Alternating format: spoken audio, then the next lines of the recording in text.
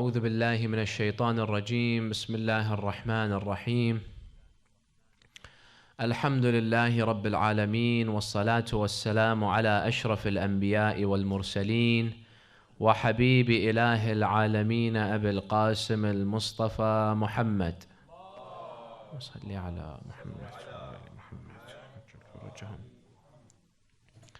وعلى أهل بيته الطيبين الطاهرين الهداة المهديين واللعنة الدائمة على أعدائهم أجمعين إلى يوم الدين.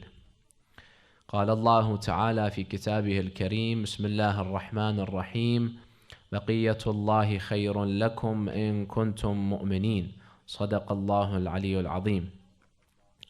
Respected brothers and sisters, Assalamu alaikum wa rahmatullahi wa barakatuh.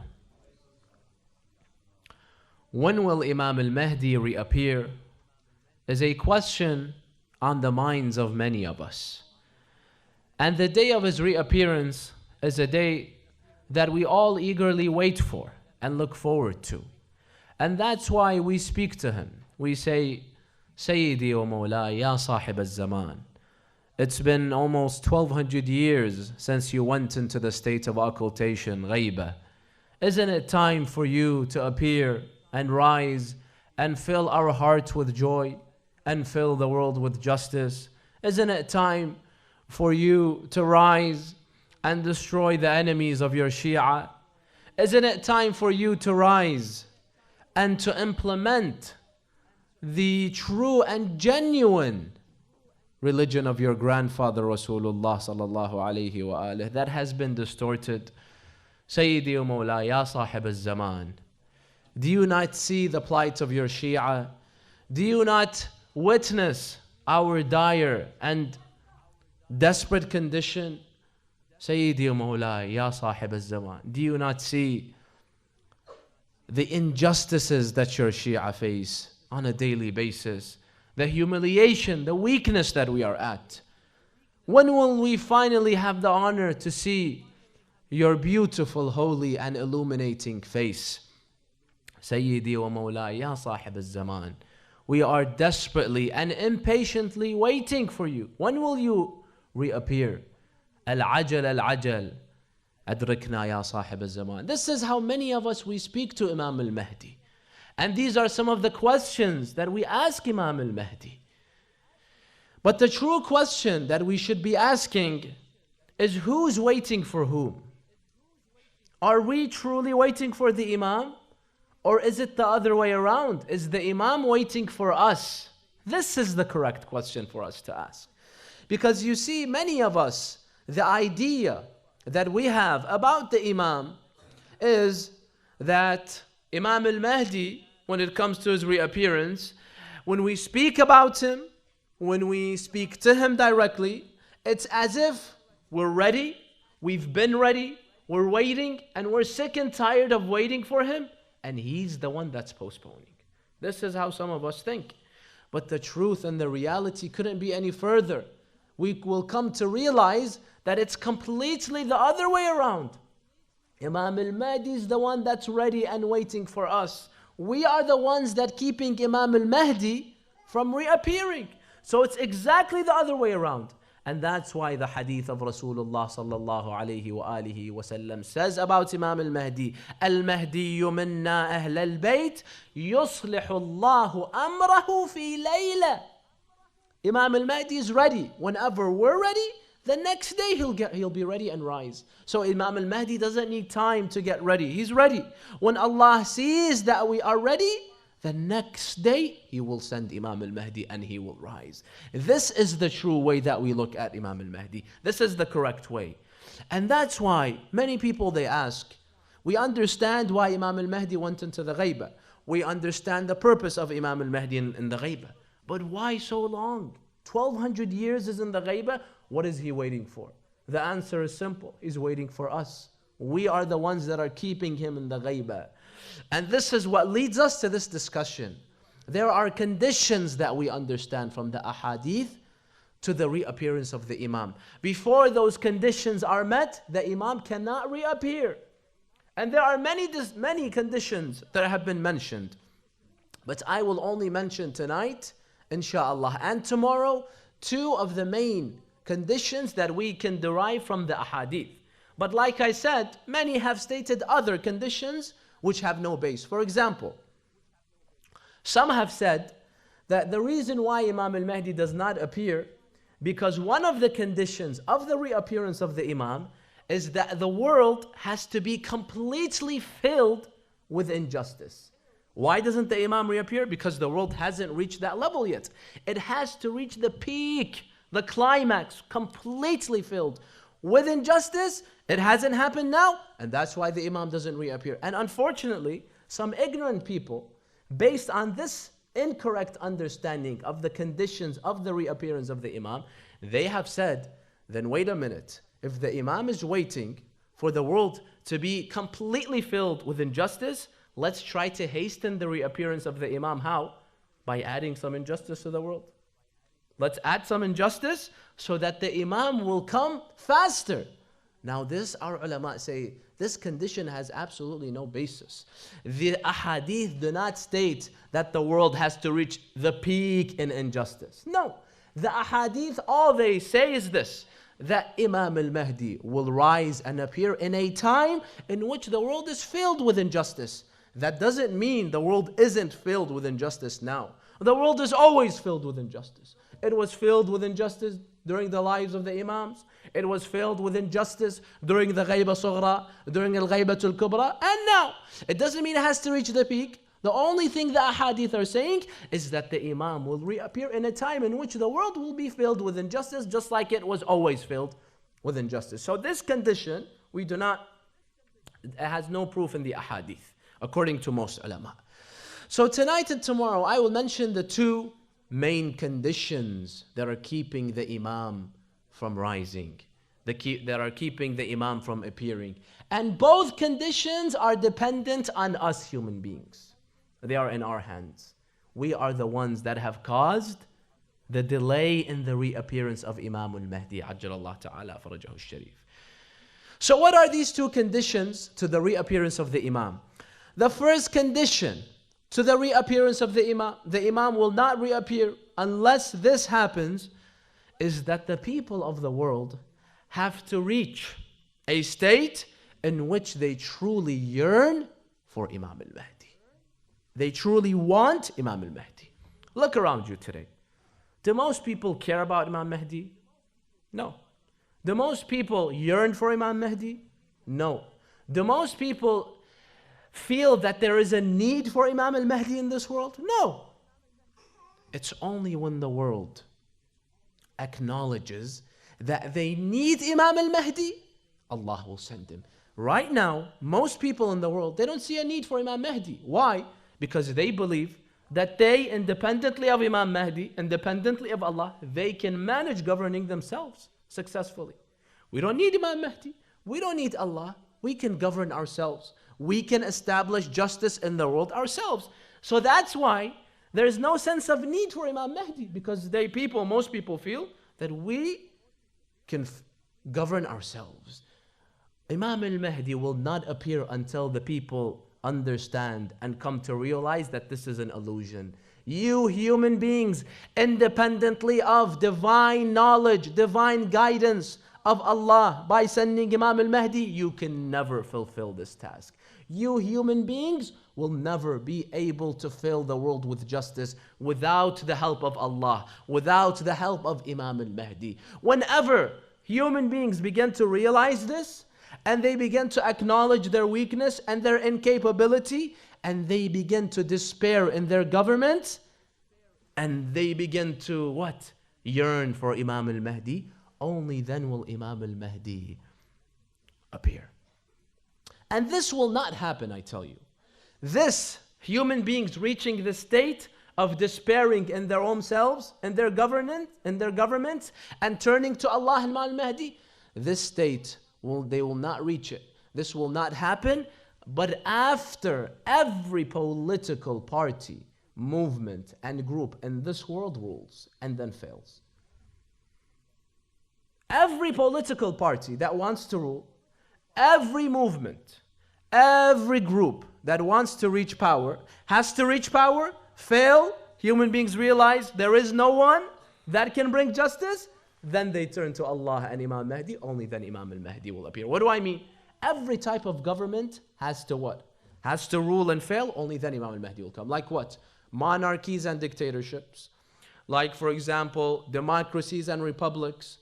The types of governments that we have today, the economical system, you will have, for example, the capitalists, the communists, the fascists, the socialists. You will have, for example, the secularists and the religious. You will have the conservatives and the liberals. You will have the moderates and the extremists. Every type of government has to come, rule, fail, so that the people find out and realize that we are incapable of ruling ourselves.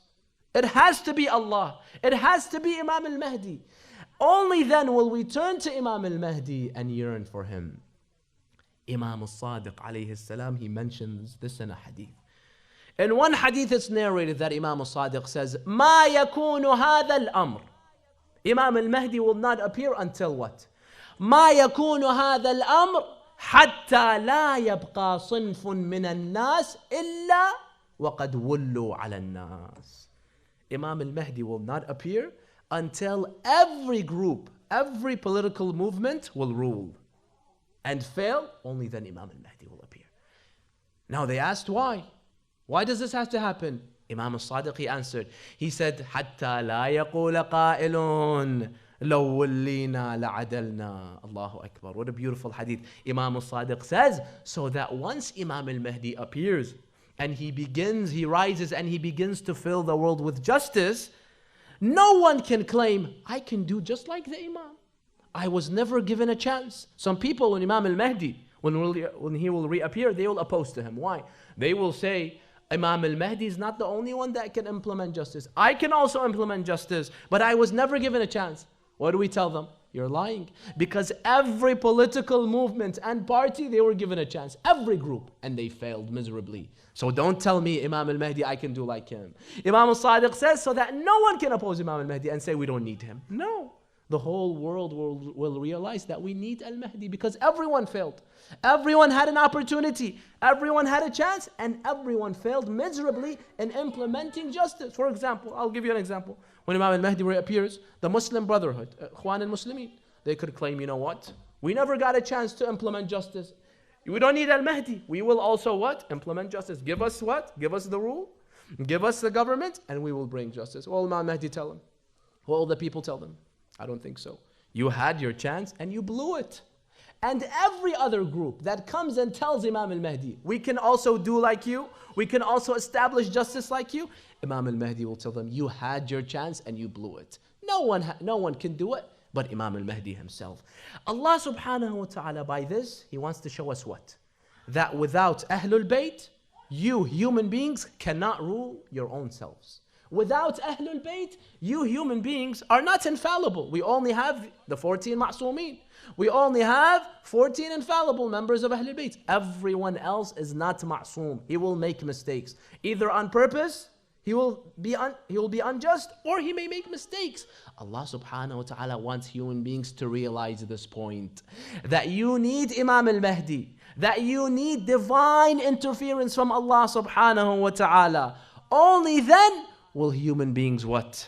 Will realize the need for Imam Mahdi. And once all the governments fail and we find out that none of the governments brought justice, people will turn to Allah, will turn to Imam al-Mahdi because they will see we human beings failed. We could not bring justice to this world.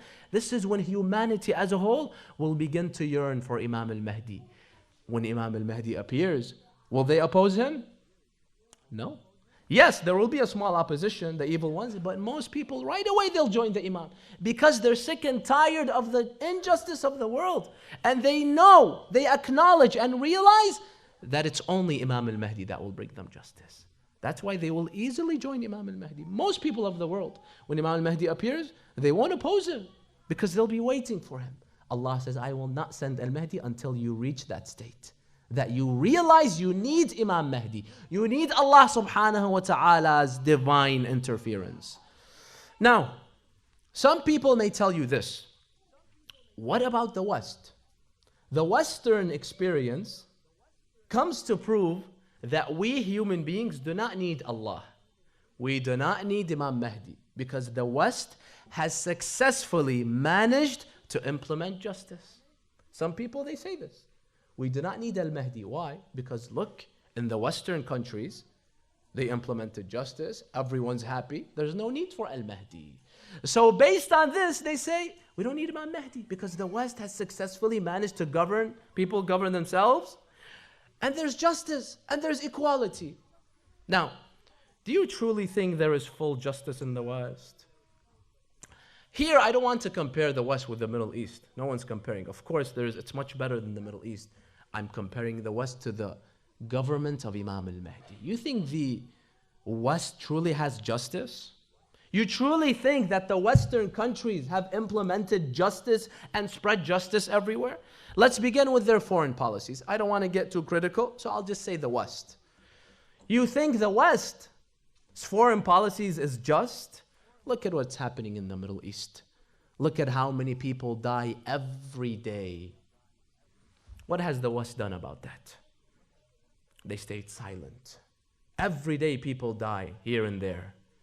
In Saudi Arabia, the governance of Saudi Arabia, every day it is oppressing its citizens, especially the Shia, putting them in jails, discriminating against them, and killing them at times. What has the West done? Most of the West is silent. This is justice. When you stay silent, you see dhulm, you see oppression, you can do something about it. You stay silent. When in Bahrain, every day people are getting imprisoned and killed, you stay silent. Not only have they stayed silent, where did these countries get their weapons from? The West or China? I don't think these weapons were made in China. These weapons were made in the West. This is the justice of the West, that it keeps on selling weapons and weapons and weapons to these despotic tyrants and regimes. And you say this is justice? How many Iraqi people die every day? Do you even hear about that in the news? It doesn't even make it to the headlines. When 50 people die in the West, the whole world shakes. We're against it. We condemn it.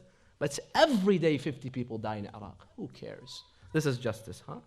This is justice. When my people die, this is a red line. But let millions of other people die, to hell with them. This is justice? This is the justice of the West that we're so proud of. This is how we stay silent when we say dhulm and all we care about is ourselves. When every day Palestinian people are killed and the West is supporting that country that you all know, that we can't even mention the name of that country. And this is the freedom of the West. We can't even mention the name of that country that the West gives billions of dollars to and supports every day while they kill the Palestinians. This is the justice of the West that we're so happy about. Every day, brothers and sisters, people are dying in the Mediterranean, the migrants. They want to go to Europe. Just I read in the past 6 months, almost 3,000 people drowned in the Mediterranean. Migrants that want to go to Europe. What has Europe, the West, done? They closed their borders. To hell with you, die. Drown. This is the West. I'm not saying there's not good points. There's many good points. But don't tell me the West has brought complete justice. This is not justice. This is dhulm. This is the foreign policy. You might say, okay, leave the foreign policies. At least inside the countries, there's justice, equality, fairness, domestically. Correct? I don't think so. You think that there's truly domestic justice, internal justice, and equality inside the West? Let's take a look at, for example, the US. Who is the leader of the West? Who is the most powerful country in the... Do you think that the governments of the West, and specifically of the US, do you think the government truly represents the opinions of the people or the personal interests of the own what? Of the own politicians? Why do you think the people in the US right now are sick and tired of politicians? You see the campaign. Because they know all they do is lie and lie and lie, and they do what serves their benefit. They don't do what's right. And that's why some of us are amazed. How can the people of the US, they all go and what? Or many of them, they are what? Supporting Trump. Trump to us is a complete idiot, and so on and so forth. Because they're sick and tired of the normal politicians, they say, let's go and try Trump. Now, of course, Trump isn't the solution. There is a problem. This is not the solution. But this shows you why they went and they chose Trump. Because they're sick and tired of the political system. They know it's all dhulm upon dhulm upon dhulm. That's why they went after Trump. You think there's internal justice? Ask the African Americans about justice in the US. They'll tell you about the injustice. Ask the minorities, the Hispanics, the Muslims, and how they are discriminated against in the US. And then you tell me, no, there's complete equality and justice in America. I'm not comparing it to the Middle East. I'm saying I'm comparing to the government of Imam al-Mahdi, where there is 100% justice. Don't tell me the West brings 100% justice. How about economically? You think there's economic justice and equality in the West? There was a magazine article in Forbes magazine. They had an article that was titled this: the United States of America is the richest country in the world and is the most country in the world that has unequal distribution of the wealth. The richest country and the most unequal country in the world in wealth distribution. That's why, if you remember, a few years ago, there was the Wall Street protests, because they knew this, that there is dhulm in the economic system. The rich keep on getting richer, and we, the poor ones, the middle class or the poor, we can't get anything.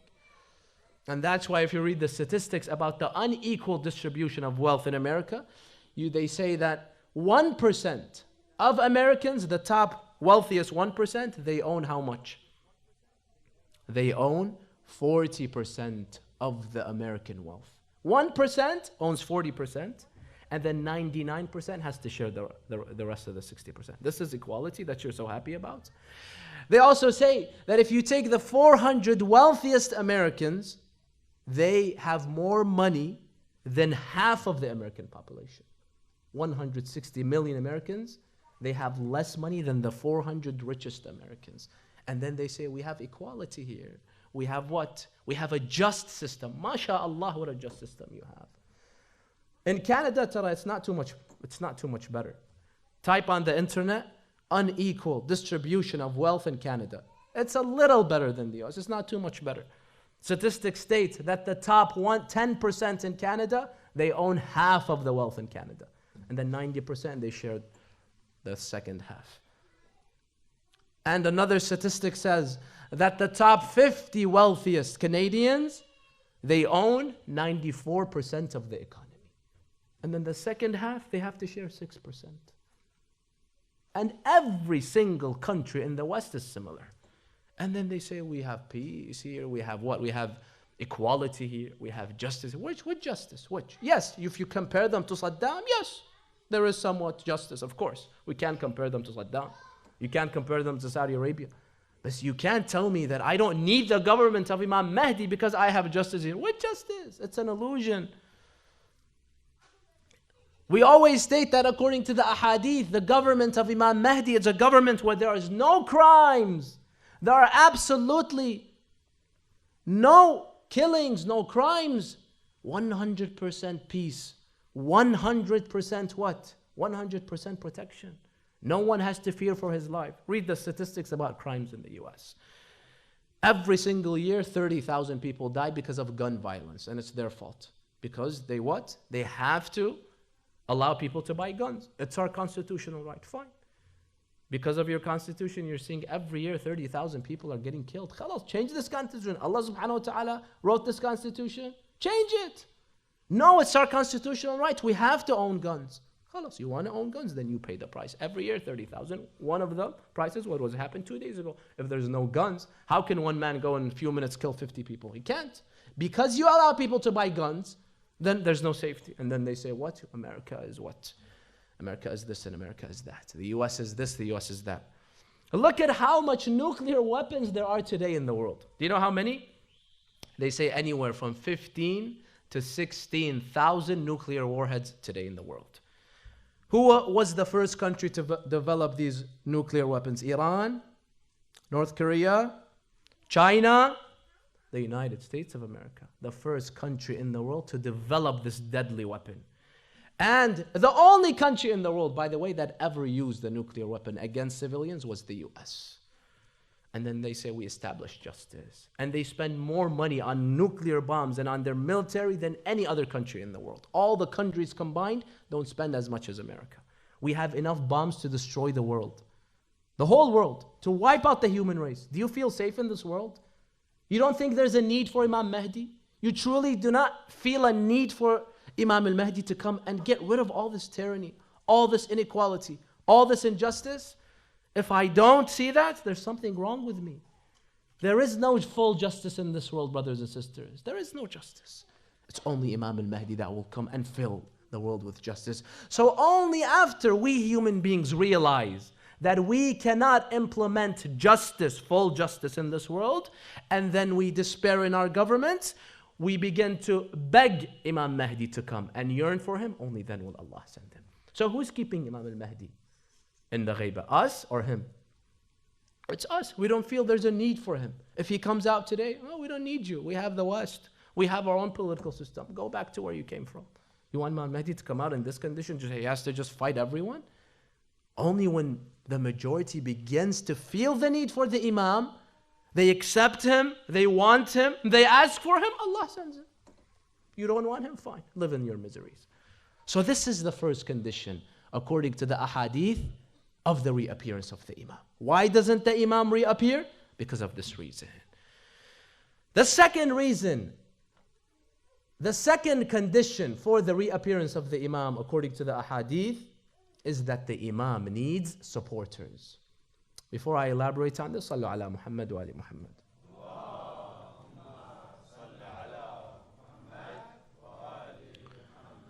Imam al-Mahdi needs supporters in order for him to rise. Many people, many of us think that when Imam al-Mahdi appears, now he has a huge task. What does he have to do? He has to establish world justice, correct? Many of us have this perception. Imam al-Mahdi will do everything through miracles. He has a magic wand. He'll wave it. All the evil people will die. He'll wave it again. Everyone will believe. And we're going to live happily ever after. Yes? Unfortunately, things aren't as easy as the cartoons and as Disney. When Imam al-Mahdi appears, he's not going to use too much miracles. I already spoke about this a few nights ago. We have to understand the point of miracles, the philosophy of miracles. The Imams and the Prophets of Allah only use miracles to prove that they're truthful. So Imam al-Mahdi will use a few miracles to show everyone that he is Imam Mahdi. After that, you can't use a miracle every day. Things have to naturally happen. And that's why we do say that Imam Mahdi will use many miracles. For example, some ahadith say, the same angels that helped Rasulullah in the battle of Badr, they will be the 5,000 angels, they will be with Imam Mahdi. Some ahadith say 13,000 angels. In one incident that I'll speak about, inshallah, in the signs of reappearance, a group of the troops of the Sufyani, Allah subhanahu wa ta'ala, He will make the earth swallow them, al-khasfu fil bayda. So there will be some miracles that Imam al-Mahdi will use. But this is rare. This is what? This is not the majority of the seerah of Imam al-Mahdi. Imam al-Mahdi will have everything happen naturally. He will naturally conquer the world. It has to happen step by step. And since the duty of Imam al-Mahdi is great, since the duty of Imam al-Mahdi is great, he needs great people, correct? You have a big job, you need great people to do it. Imam al-Baqir alayhi salam, he was asked about this in one hadith. A companion, he asked Imam al-Baqir one day, he tells him, إنهم يقولون لو قام المهدي لاستقامت له الأمور عفوا ولا يهريق محجمة دم. He tells Imam al-Baqir, a companion, that some people, they say that when al-Mahdi reappears, everything will what? Everything will be so easy, magic, everything will be through miracles. And he will not have to sweat it, or there won't be any problems. And not a single drop of blood will be shed. This is what the man tells Imam al-Baqir. What does Imam al-Baqir tell him? Imam al-Baqir tells him, لو استقامت الأمور لأحد عفوا لاستقامت لرسول الله إذ أدميت رباعيته وشج وجهه. He says, look, if Allah wanted everything to happen through miracles very easily, He would have done it to Rasulullah. Rasulullah, 13 years, he was in Mecca. He was chased. He was persecuted. They tried to kill him. They bothered him. Why didn't he use miracles? He had to run away for his life to Medina. He had to run away to Ta'if. Why? Where's the miracles? Where's the mu'jizah? You don't use a mu'jizah miracle every day, every day, every day. People have to naturally believe, or else where's the test? What's the point of creating us? The point is a test, right? So Allah wants people to naturally, based on their own will, to come and believe. But yet Allah will help Rasulullah. He'll help His messengers with a few miracles here and there so that they can prevail. So the Imam, he tells him that if Allah wanted to give too much miracles to a person, He would have given it to Rasulullah. And then the Imam, he says, لا والذي نفسي بيده لا يكون هذا الأمر حتى نمسح نحن وأنتم العرق والعلق. العرق والعلق.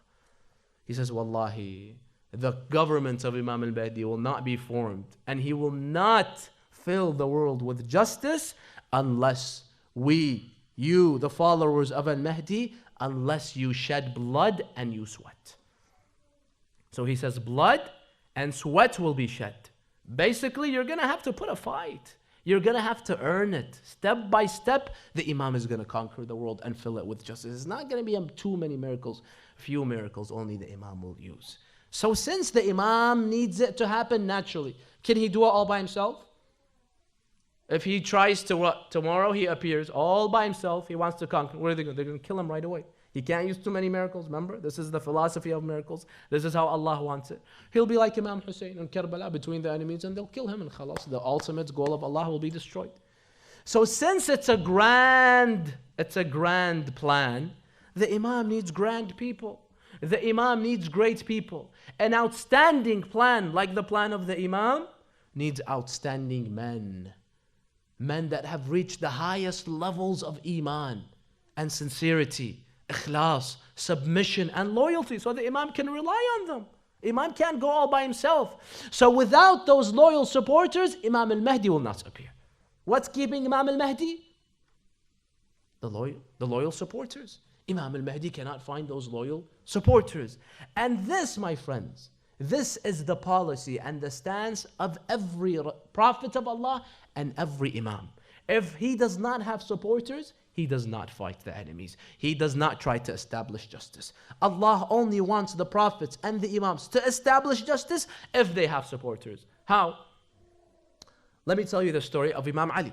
Imam Ali alayhi salam, when he became the apparent Khalifa after Uthman, some people complained to him.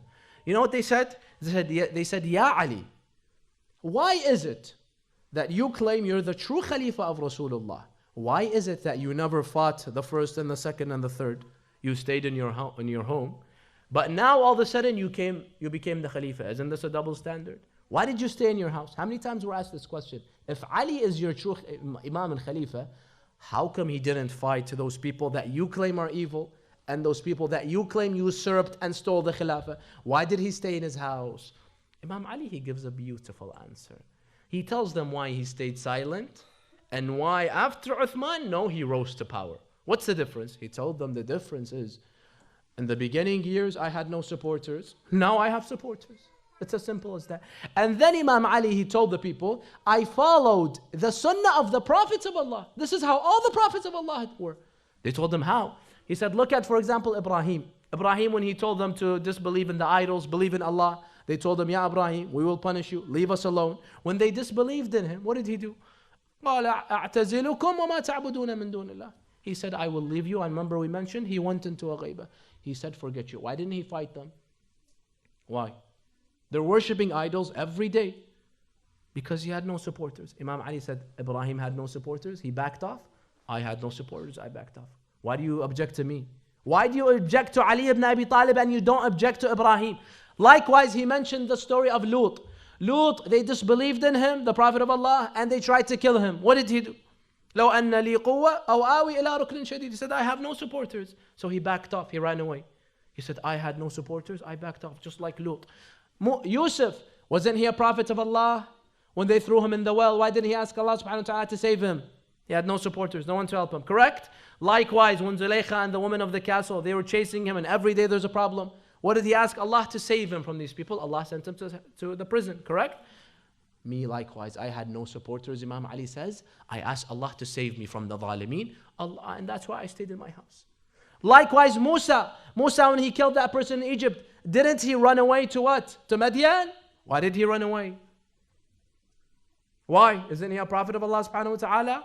Because he had no supporters. I had no supporters, I stayed home. Likewise, Harun, when Musa went to the mountain, he placed Harun as his successor. Musa came back, he saw it's chaos. The people have gone back to ibadat, shirk, they have gone to shirk. He told Harun, why did you do this? Why did you allow them? Why did you fight them? What did he say? ابن أم إن القوم استضعفوني وكادوا يقتلونني. He says, I had no supporters. If I would have fought, they would have killed me. Imam Ali says, me, I'm just like Harun. If I would have fought, they would have killed me. I had no supporters. And then he mentions our Prophet Muhammad sallallahu alayhi wa alihi wa sallam. Sallu ala Muhammad. He says, Rasulullah, 13 years, he never fought the people of Mecca. Why? Didn't they try to kill him? Weren't they worshipping the idols? Why didn't he fight them? Why did he have to run away to Medina? Because he had no supporters, correct or no? Why did Rasulullah run away to Medina? Why didn't he fight them? Be brave, Ya Rasulullah. This is not how it works. This is not braveness. This is stupidity when you have no companions and you go and fight. This is called in Arabic tahawwur. Rasulullah, he goes in Medina. Now he has companions, now he fights. I followed the sunnah of Rasulullah. So why do you object to me? He said, those few years, initial years, I had no supporters. Now, the people, they came to me and they said, we will support you. I said, fine. Now you want me? I will come and I will lead. And that's why Imam Ali alayhi salam, hadith tell us, after Rasulullah died, don't think he sat in his house and he said, let the zalimeen do what they want to know. The ahadith tell us, Imam Ali and Fatima with Imam Hassan and Hussein, every night, they would go to the house of the Sahaba, knock their doors and tell them, and Imam Ali used to remind them that he is the Khalifa. Don't you remember Ghadir? Don't you remember this? Don't you remember that? Why have you abandoned me right now? And then he would try to mobilize them and recruit them. Imam Ali managed to recruit 44 people of the Sahaba. They all gave their words, the ahadith say. Imam Ali would tell them, tomorrow meet me in this place and we will fight the zalimeen. Imam Ali used to come the second day. How many people would he find? 4. 40 people back down. He would only find Salman, Abu Dhar, Miqdad, and 1/4 person. He would only find 4 people. Only. The rest they would what? Leave him. He would go a second night. He would tell them, you didn't come today. Oh, sorry, we were busy. Whatever excuses. Okay, come tomorrow. Once again, the 44 would say, okay. He comes the second day. He only finds 4. A third day, 3 times Imam Ali did this, so that he proves to them that you abandoned me. Don't tell me I sat in my house. You abandoned me. You want me to go 4 people against thousands? After the third day, Imam Ali realized, he knew that they will not support him. He went and he sat in his house. And that's why Imam Ali himself, he says in Nahj al-Balagha, what does he say about this? He says, وَطَفِقْتُ أَرْتَئِي بَيْنَ أَنْ أَصُولَ بِيَدٍ جَذَّاء أَوْ أَصْبِرَ عَلَى طَخْيَةٍ عَمْيَاء يشيب فيه الصغير ويهرم فيه الكبير ويكدح فيها مؤمن حتى يلقى ربه فرأيت أن الصبر على هاتا أحجى فصبرت وفي العين قذى وفي الحلق شجا أرى تراثي نهبا. Imam Ali says, after Rasulullah died, I saw 2 ways, 2 options in front of me. Either I fight بيد جذا, without supporters, without a right hand, or أصبر على or I have patience because I have no supporters. And then he says, فَرَأَيْتُ أَنَّ الصَّبْرَ عَلَىٰ هَاتَا أَحْجَى. And then I realized that it's more wise to have patience, because if I go fight, they'll kill me right away. Islam is what? Is discontinued. The true message of Rasulullah is discontinued. So he says that I had to make a difficult decision, but I had no supporters. And then after Uthman, when they came to Imam Ali, and they told him, Ya Ali, now we want you to be the Khalifa. Okay, now I have supporters. Now you want me? I accept. Because now Imam Ali can't say, I don't accept, because they will say, see, you don't want to rule. You let the zalimeen conquer the world and spread evil in the world. Or else we came to you, we told you, come, lead us. You said no. So Imam Ali had to say yes. And because when Imam Ali became the 4th Khalifa, many people, they said, Ya Ali, you love Khilafah, you love the world, you're chasing after the dunya. I said, La wallahi, I'm not chasing after the dunya. The people came to me and they said, we want you to be the Khalifa. I said, okay. And that's why Imam Ali, he answers this in Nahj al-Balagha. What does he say in Nahj al-Balagha? He says these beautiful words. He says, وَالَّذِي فَلَقَ الْحَبَّ وبرأ النسم لولا حضور الحاضر وقيام الحجة بوجود الناصر لألقيت حبلها على غاربها ولسقيت آخرها بكأس أولها ولألفيتم دنياكم هذه أزهد عندي من عفطة عنز. What beautiful words. Just the eloquence, it intoxicates you. This is how beautiful the eloquence. Leave the deep meanings of Imam Ali. Just the eloquence is so beautiful. Imam Ali tells them, no, I did not chase after the dunya. He tells them, this dunya of you is like aftat anz to me. You think I care about the dunya and about mulk and about ruling? No, wallahi, I don't care about this. I'm not concerned about this. To me, it's like the sneeze of a goat. It's worthless. So why did you accept khilafah? He says, because of the people, they came and supported me. What can I do? I tell them no. This is the policy of Ahlul Bayt. All of them. I have supporters, I fight. I don't have supporters, I stay. And this is the policy of all the prophets of Allah. This is not something new. This is not something Imam Ali brought new. This is not something any of the Imams brought that was new. And that's why you come to Imam al-Hasan alayhi salam. Why didn't he fight Muawiyah? Some people say, why did he make that deal with Muawiyah? He had no supporters. They say his supporters were less than 5. His true loyal supporters. Because even his cousin, one of his cousins, he betrayed him and he went with Muawiyah. If your own cousin is betraying you, who are you going to rely on? He claims to be your follower and Shia, but you can't rely on him. This person's loyalty is to Muawiyah. So that's why Imam Hassan, he had no supporters. History says that a man comes from the ashab, close Shia of Imam Hassan. After Imam Hassan, he made that treaty with Muawiyah, he comes and this is how he greets Imam Hassan. He says, Assalamu alayka ya mudhill al-mu'mineen.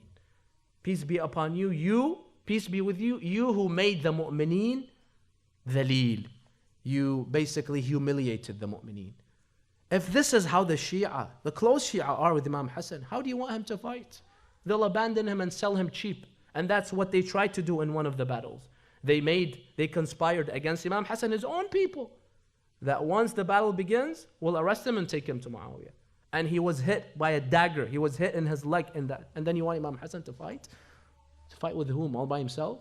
Imam Hussein, on the contrary, he received 18,000 letters from the people of Al-Kufa telling him, come and fight.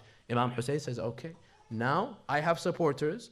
And he had with him how many ashab? Some ahadith say 72, some 82, some 100, some ahadith say up to 140. Imam Hussein had those loyal supporters. That's why he set off to Karbala and Kufa. If Imam Hussein had 3-4 supporters and companions, he would sit home just like Imam Hassan. There's no difference between Imam Hassan and Imam Hussein. The circumstances were different. Imam Hussein had supporters, he went and fought. All the other Imams of Ahlul Bayt, they had no supporters. All of them. So that's why they never fought. Now you might object. You might say, wait a minute. During the life of Imam al-Sadiq, there was so much Shia. Don't we say he had thousands of students? So why didn't Imam al-Sadiq rise against the Abbasis, against Bani al-Abbas, if he had thousands of Shia? This is a good question, huh? It's an objection. Someone objected to Imam al-Sadiq during his life. He told him this. One hadith says, a man came to Imam al-Sadiq one day and he told him, you have so much ashab, so much companions and supporters. Why are you sitting in your house? Go and fight Bani al-Abbas. They're so evil. They're killing the Shia. They're killing him. Why don't you fight? Imam al-Sadiq told him, how much Shia you think I have? The man said, I have so much Shia. You have so much Shia, I can't even count them. So basically in the thousands. Imam al-Sadiq said, thousands of Shia I have? This is what you think? Imam al-Sadiq says, أما والله لو كملت العدة الموصوفة 319 لكان ما تريدون. He says, Wallahi, if 313 companions were available for me, I would not sit in my house. I would go and I would rise against the government. Imam al-Sadiq says, I don't have 313. You tell me I have thousands? Because the quorum is not met, I cannot rise all by myself without those loyal companions. And the same thing applies to Imam al-Mahdi. Ajjal Allah Ta'ala farajahu al-Sharif. What's keeping Imam al-Mahdi from rising is what kept the other Imams from rising. No 313. The Imam, so much Shia, he can't find 313. In one hadith, Imam al-Jawad, he speaks about Imam al-Mahdi, and then he says, only after the 313 are found, they come to Mecca, they join the Imam, only then the Imam will what? They will rise. Before that, the Imam will not rise all by himself. Allahu Akbar. We have millions of Shia today. Imam al-Mahdi can't find 313. So many pious Shia, knowledgeable Shia, Imam al-Mahdi cannot find 313. And then we say, why is he in the ghaibah? Where are the 313? If there's no 313, how can the Imam come? And that's why Shaykh al-Mufid, he says based on this hadith of Imam al-Jawad, he says that in order for Imam al-Mahdi to reappear, the quorum must be met. 313 companions. Without 313 companions who are the generals, Imam al-Mahdi will not appear. Because Imam al-Mahdi, what? We said he's not going to use miracles too much. So he needs men. And he needs loyal men that he can trust. Those loyal men that he can trust are not available. What can the Imam do? Allahu Akbar. So many Imams, they couldn't find 313. 1,200 years of ghaibah, Imam Mahdi can't find 313. Imam al-Sadiq says, if I had 313, I would rise. I wouldn't wait for al-Mahdi. He doesn't have 313. And I tell you, not just 313. In one hadith, Imam al-Sadiq, listen to this hadith. Imam al-Sadiq, he tells one of his ashab, I don't even have 17. 17! A day, one of the days, Sudayr al-Sayrafi comes to Imam al-Sadiq. He's one of the companions. He tells him, لا يسعك القعود. You can no longer stay in your house. Look at Bani al-Abbas, what they're doing. You have to rise. He tells him, with whom? He says, you're Shia. You have so much Shia. Imam al-Sadiq asks Sudayr, how many Shia do I have? He says, you have 100,000 Shia. Imam al-Sadiq sarcastically says, 100,000, mashallah. He says, no, you have 200,000. 200,000. And then he says, no, half of the world is your Shia. And you stay in your house, you say, I have no supporters. Imam al-Sadiq, he said, come with me, Ya Sudayr. He says, we went to a place, we prayed. In a farm, there was goats. Imam al-Sadiq, after we prayed, he told me, Ya Sudayr, if I had that many, he pointed to the goats, if I had that many supporters, wallahi, I would not sit in my house. He says, I counted them, 17 goats. Imam al-Sadiq says, if I have this many supporters, I would fight. He doesn't have 17. Now the question is this. With the thousands of Shia that he had, why doesn't Imam al-Sadiq see more than 17? Why does he say only 17? Why in the other hadith he says 313? Why hasn't Imam al-Mahdi found the 313? There's hundreds of millions of Shia today.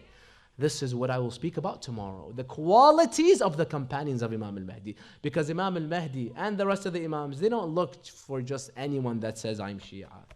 There are certain qualities that those individuals must possess. Only then the Imams can consider them as their true Shia. The Imams want the true Shia, which is very difficult for someone to reach that state.